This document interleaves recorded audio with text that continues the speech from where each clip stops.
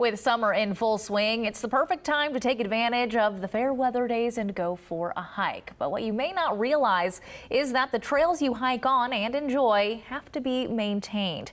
Our meteorologist Grant Coleman traveled to George Washington National Forest to speak with the people who do just that.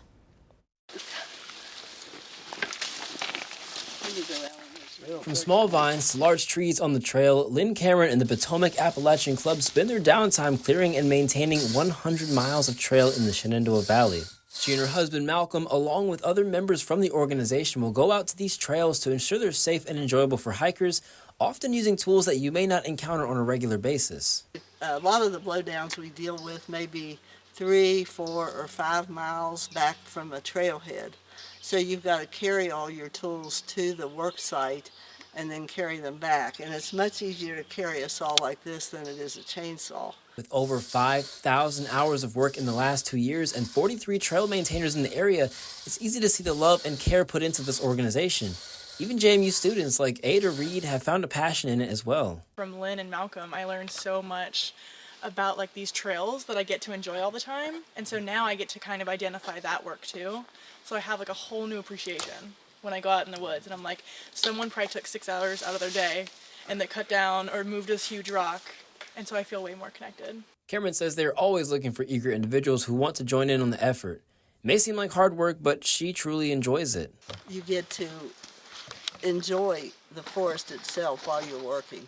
You may see wildflowers, you may hear birds, you may see turtles or lichens. Just the whole forest is full of interesting things. So as we work, we are kind of enjoying nature at the same time. And hey, it can't be too hard. Even a meteorologist can do it. All right. How about that? Working hard for you, Grant Coleman, WHSV. We've planted some small grains and they needed some rain to get started, so this will be ideal for those. It's a nice steady rain and that'll get that going and that'll set us up for the winter. And that right there is the key, steady rain. These showers are so beneficial because the moisture didn't all arrive in a short amount of time. Wine is grateful for the steady rain as this will promote pasture growth for his cattle to graze on.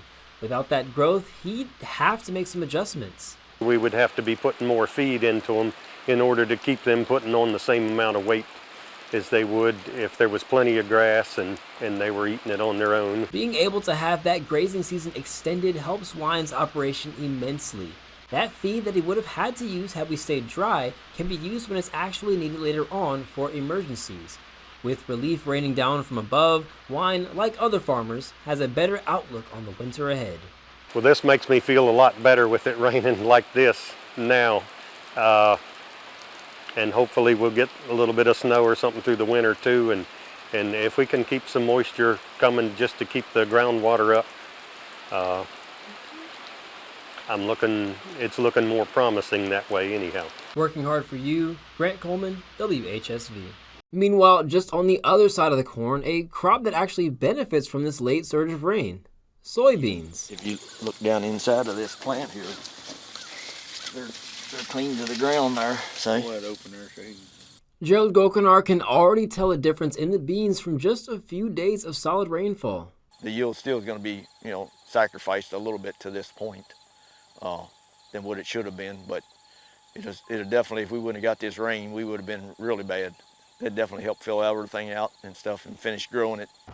These beans have really done well with these recent rains, and it's because timing is key. For the corn, this rain has been good, but it's long overdue.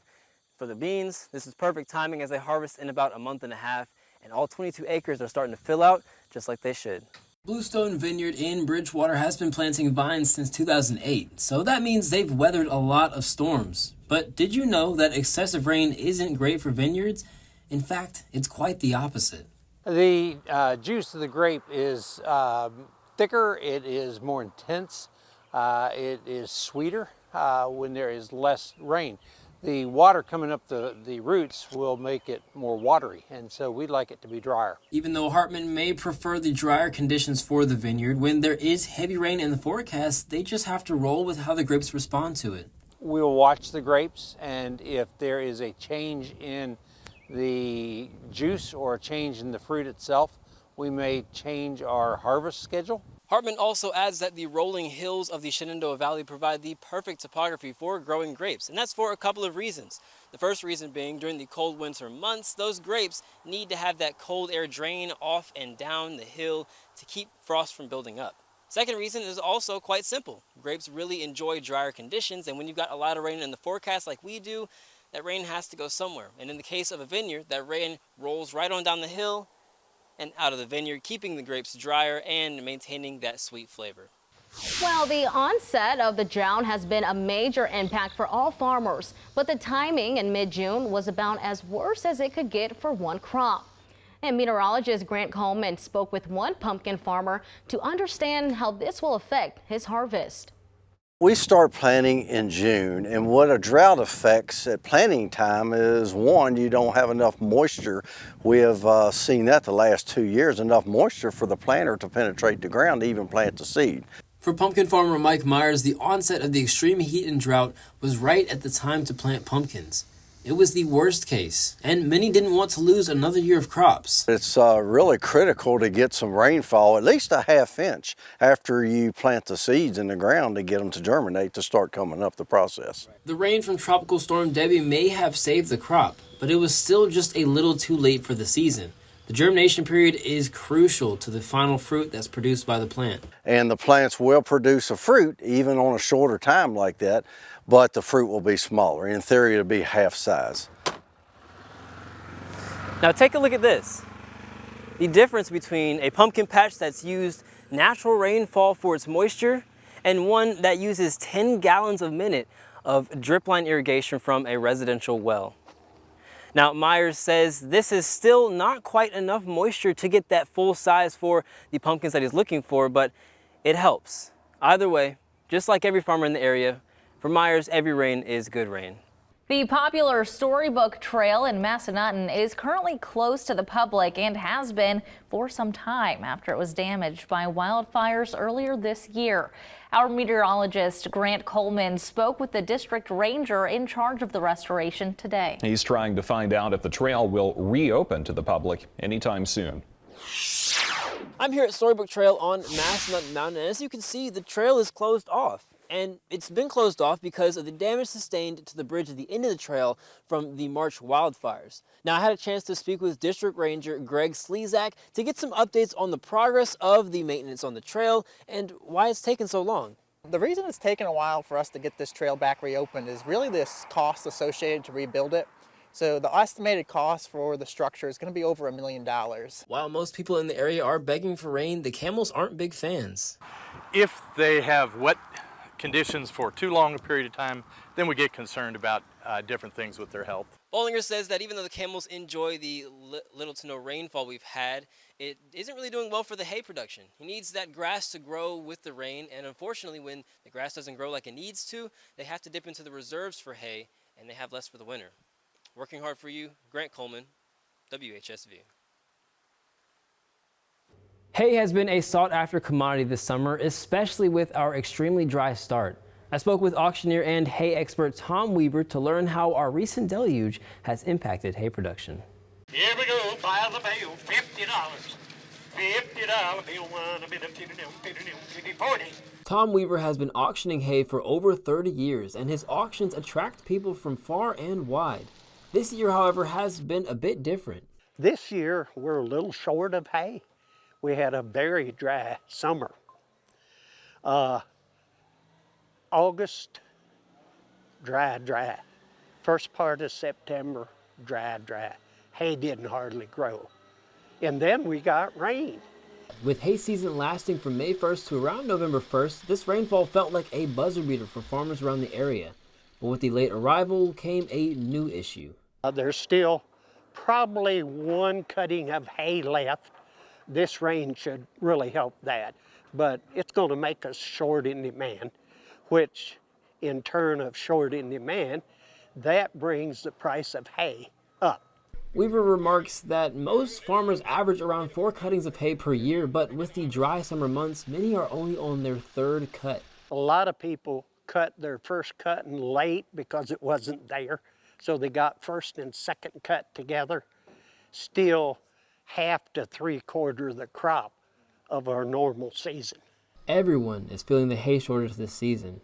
Weaver's advice? Get it while it's available. Working hard for you, Grant Coleman, WHSV. This was the scene at Bryce Resort when temperatures finally dropped. And marketing director Andrew DeVere Scott says the temp change is exactly what they've been looking for. We need temperatures below freezing, ideally below like 25 degrees or so, to be able to lay down good snow. And with recent daytime highs topping out in the low 30s, this pattern shift could not have come at a better time. The holiday season is a big time of year for us. A lot of people are traveling down here. So if we can get the mountain 100% open, then that's huge for us. Now, even with the drop in temperatures, sometimes conditions aren't quite the same at the top of the mountain as they are at the bottom. There are nights where we can only make it the top of the mountain, and sometimes we can only make it the bottom of the mountain, depending on that inversion. And as temperatures are forecast to rise near average again, DeVere Scott isn't worried about the powder in the warmth. So we'll be good to go with the amount that we've gotten down. The mountain is pretty much north facing. So once we get the snow down, the snow will maintain itself pretty well. As firefighters worked tirelessly to control the spread of the Newmarket Mountain fire on March 20th, residents looked on in astonishment at what was unfolding before them, something they had never seen before. It almost was like a scenic thing, and then as the scenic view was setting in, you'd start to realize oh, the mountain's not supposed to be bright. April, May, and June are more active months for storms on average as the seasons change. Now, with all of the activity, it can be easy to think that every low-hanging cloud is scary, but that's not always the case. The common culprit, what we call stratus fractus, more affectionately known in the weather community as scud, and scud is nothing to worry about. It's simply just condensation from moisture that's rising up from the ground, and it is not associated with severe weather, including tornadoes or funnel clouds. It's very ragged and it doesn't rotate, which are the biggest differences between scud clouds and tornadoes and funnel clouds.